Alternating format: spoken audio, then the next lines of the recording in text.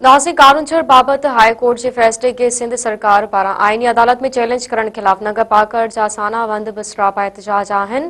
कारूंझर सुजाग forum पारा बुख हड़ताली camp कायम कई वई आहे। तफ़सील मालूम उस्मान खास के लिखा। उस्मान, छा तफ़सील आहे वधीक?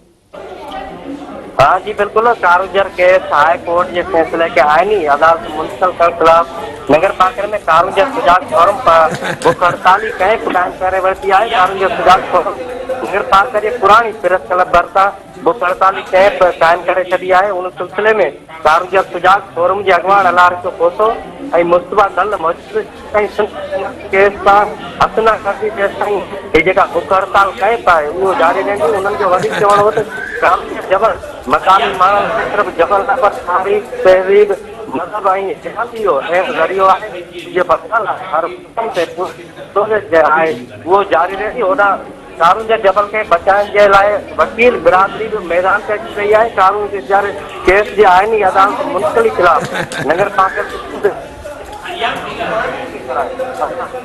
जो बाइकाट कई वियो आहे। कारूंझर सिंध जो क़ौमी विरसो आहे। सिंध हाई कोर्ट जो फैसलो कारूंझर जबल के क़ौमी विरसो करार ॾेई तारीख़ी कदम पर सिंध हुकूमत फैसले खिलाफ अपील दाख़िल कराए तारीख़ी विरसे सां ज़्यादती कई आहे।